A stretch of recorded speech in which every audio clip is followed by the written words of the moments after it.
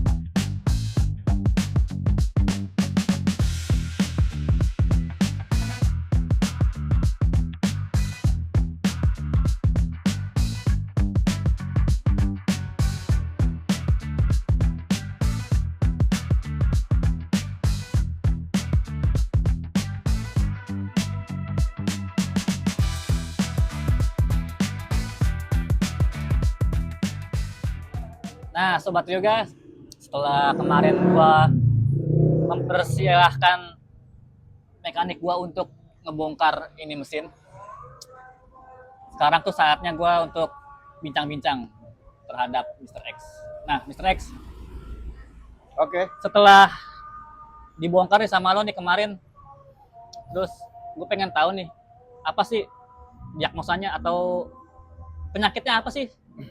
Yang gua temuin ya, ada Ya, beberapa kejanggalan dari sisi kompresi. Jadi setelah gua lihat-lihat, yap. itu ada di bagian cylinder head yang emang agak bopel, tidak presisi lah anggapannya, agak bopel. Dan tapi dilihat juga memang cylinder head ini bekas selipan juga, Yap. tapi dalam artian sebenarnya masih toleransi, entah mungkin selipannya nggak rata, tapi yang jelas di bagian cylinder head ini ada bekas pengeleman, yang mana selama sepengalaman gua gitu ya di BMW, ketika gua ngeset mesin, gua hampir nggak pernah ngelem di bagian packing cylinder head.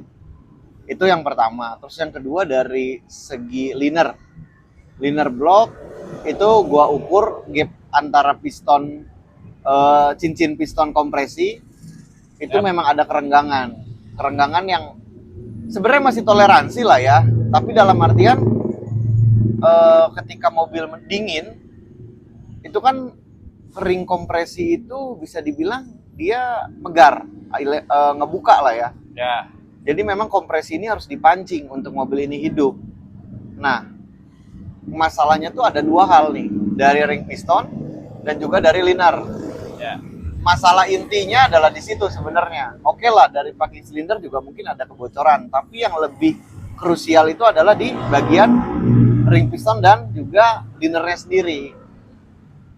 Nah, untuk pastinya, akurasinya sebenarnya kita ngeceknya melalui pengecekan di tukang bubut ya, karena mereka punya alatnya yang emang khusus untuk ngecek bor gauge-nya, untuk ngecek linernya kondisinya bagus apa enggak, baik itu di bagian top di atas, top di bawah, atau di tengah-tengah, biasanya gitu.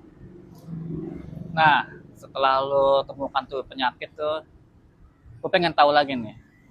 Kira-kira nih penanganannya setelah lo jelasin buat di bagian mesin tuh, bagian blok silinder, linernya, atau pengapiannya, langkah-langkah yang mau lo garap nih, step by stepnya nih.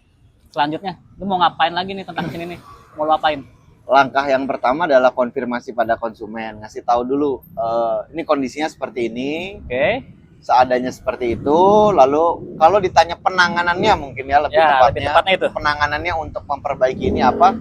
Sebenarnya penanganannya lebih ke kita rebuild lagi mesin ini dengan kondisi yang benar-benar segala sesuatu itu dihitung dan diperhitungkan dengan matang. Dalam artian akurat lah ya.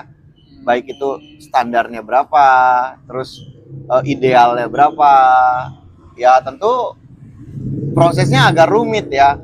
Salah satu hal yang akan dilakukan kalau misalkan memang sudah terjadi kesepakatan untuk diperbaiki, ya pasti salah satu balance crankshaft, flywheel, damper pulley itu harmoniknya, terus juga apa namanya, cek liner, boringannya bagus apa enggak. Kalau misalkan memang jelek, ya apakah ganti liner, ganti blok, atau misalkan swap ke blok mesin yang seri yang lain gitu. Oh, jadi itu ya Sobat Ryoga tuh. Kemungkinan juga ada tahapan untuk swap engine. Tapi itu untuk ya kesekian metode lah. Metode terakhir atau yang kesekian kalinya. Cuma selagi Mr. X masih bisa mengukur, menangani dengan manual, dengan konsepnya dia, mungkin ya kembali lagi deh. Kesepakatan antara mekanik dan yang punya mobil. Tapi gue lihat nih, di samping nih, Sobat Ryoga, ada mobil E39 M52 B28.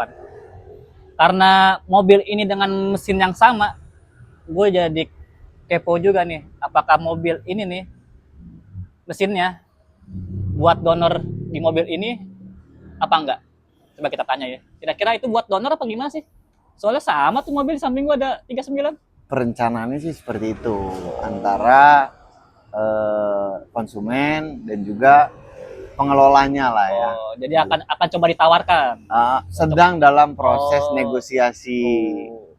Karena ya balik lagi waktu ya, karena untuk ngebuild sebuah mesin itu nggak bisa kayak kita apa ya, mungkin diumpang kayak nambah angin ban yang kempes gitu loh bahasanya. Jadi memang ya kalau memang pengen awet, pengen bagus, pengen ibaratnya ideal, ya pasti membutuhkan proses waktu yang lumayan cukup lama. Nah balik lagi, ya itu sedang hitung-hitungan lah. Karena tergantung memang si owner daripada mobil ini, apakah dia emang buru-buru banget pengen bawa mobil, apa pengen banget cepet pengerjaannya, nggak mau ribet. Cuman tetap, kalaupun misalkan memang terjadi kesepakatan, pasti mobil yang akan didonorkan ini mesinnya, itu akan kita cross check juga gitu. Jadi dicek up lagi, apakah layak apa tidak. Tapi sejauh ini dari kondisi mobil datang terus kita hidupin, dan memang kondisinya hidup juga ya, itu mesin sih bagus. Memang mungkin ada sedikit goyang-goyang ketika digas lah ya, bisa jadi ada kebocoran udara, entah itu dari separator, entah itu dari idle up, mungkin selang idle up yang udah getas, banyak lah. Tapi kalau dari segi internal, gua sih memvonisnya ya secara lahirnya lah, maksudnya ya ini mesin oke sih sebenarnya untuk apa namanya tadi, apa namanya, donor. Donor. Hmm. Jadi itu ya Sobat Ryoga. Kalau lu masih penasaran, tulis di kolom komentar rasa penasaran lu apa, part-part yang rusak di mana-dimananya, lu tinggal komentar aja deh situ deh. Mungkin lu bakal bikin videonya terpisah dari ini, atau ya gua atur waktu lagi deh. Jangan lupa komen, subscribe, dan share video ini ke semua kontak yang ada di handphone lo atau semua relasi lo deh. Dari gue pusing, tonton aja sampai habis. Terima kasih ya. Oke Sobat Ryoga, jadi setelah didiskusikan dengan pemilik mobil E36 ini, maka diputuskanlah untuk hanya merefresh engine yang menempel pada mobil ya, bukan menswap engine secara keseluruhan. Nah, proses pertama itu yang kita kerjakan adalah pembersihan. Seperti kalian lihat di sini, ini sedang di tuning ya, untuk membersihkan bagian-bagian di sela-sela blok mesin yang membandel ya kotorannya ya, krak-kraknya ya. Lalu setelah itu nanti juga akan direndam oleh cairan kimia khusus sebelum nantinya masuk ke proses pembubutan dan pengukuran ulang. Nah, seperti apa keseruannya? Kalian tonton terus deh.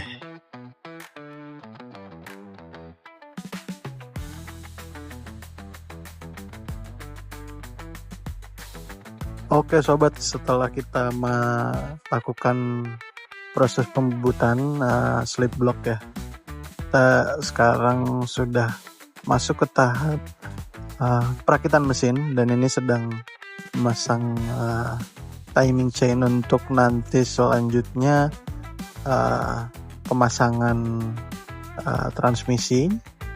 Lalu setelah pemasangan transmisi, blok dan transmisinya akan dinaikkan ke mobil.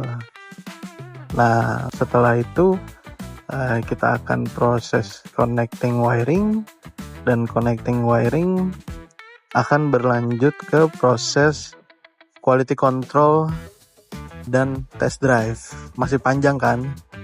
Nah, karena berhubung durasinya terlalu panjang, untuk proses test drive dan QC yang akan dilakukan oleh Mr. X itu akan ada di part berikutnya sobat. Jadi kalian pantengin terus video selanjutnya atau video ini ya. Jangan lupa subscribe, like, share ke kontak yang ada di handphone kalian, dan klik tombol lonceng ya, notifikasi pemberitahuan kalau misalkan kita upload video yang paling baru, langsung ada tuh pemberitahuannya di handphone kalian. Oke sobat, terima kasih sudah menonton sampai akhir.